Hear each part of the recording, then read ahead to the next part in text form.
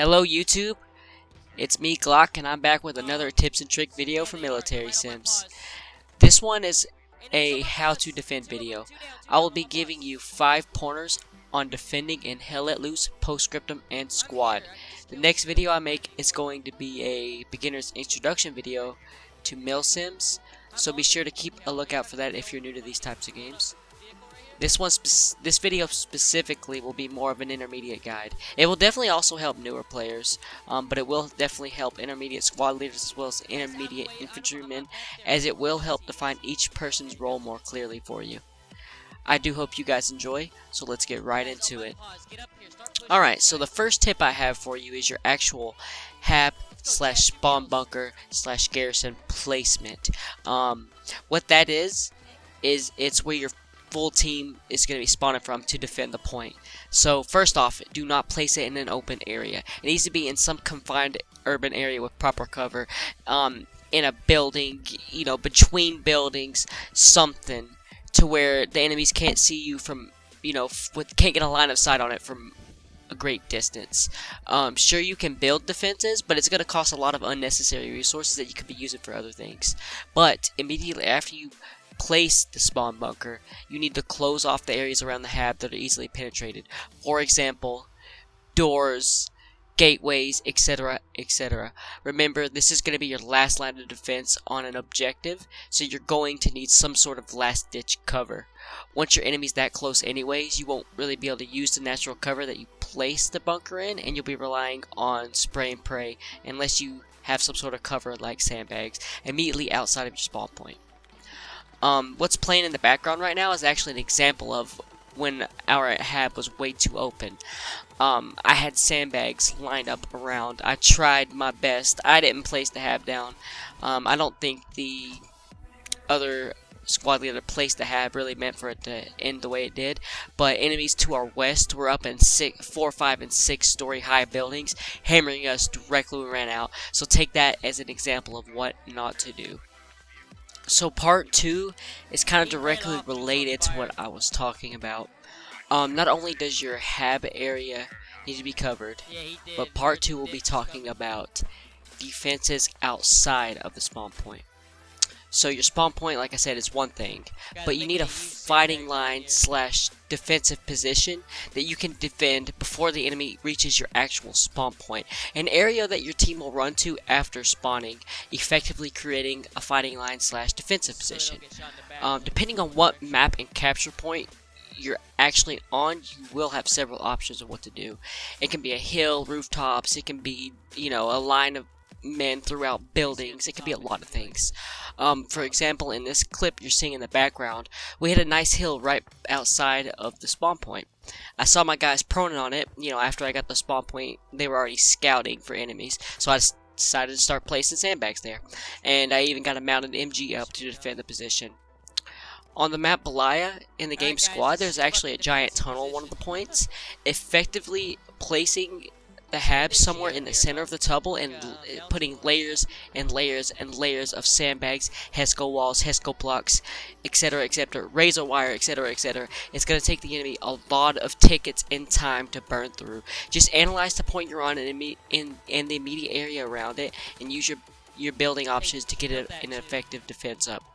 If you've had practice as a squad leader, this should be pretty easy for you to take care of. So tip 3 is one of the, if not the most important tip I have. Tip 3 is your supply chain.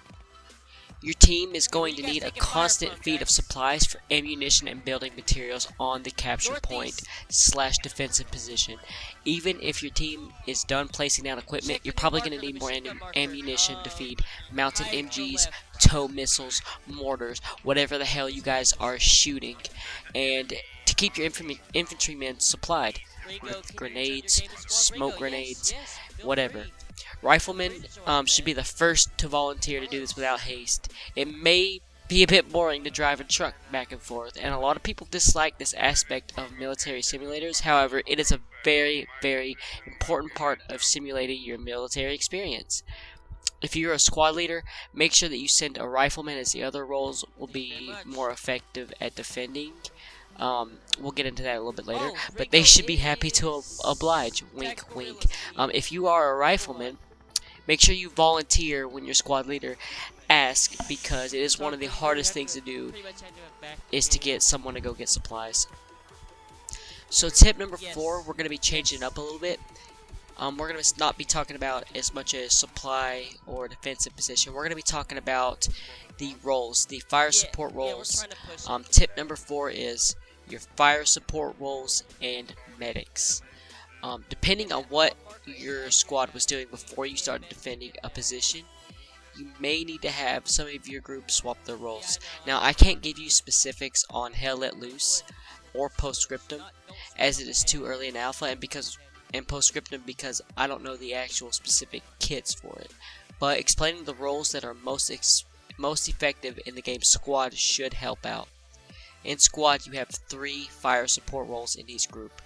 The most important roles for your team to choose when defending are marksman, MG, and light or heavy anti-tank. Grenadier isn't going to... Things like the Grenadier aren't going to be very effective while you're defending. Your marksman should always be up away from your main defensive position, somewhere in an advantageous spot where they can report troop and vehicle movement to the squad leader.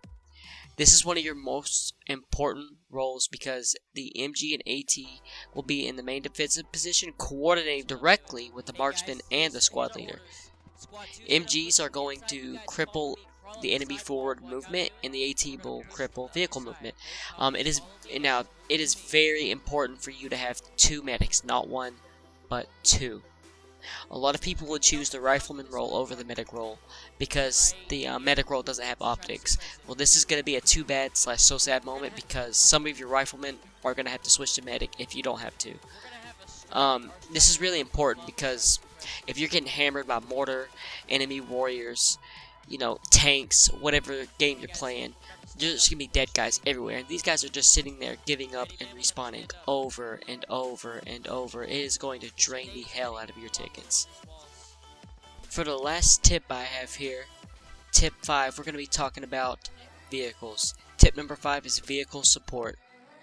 In Hell Let Loose, this is going to be covered by tank crews, but in squad, vehicles are thrown into the actual squads themselves.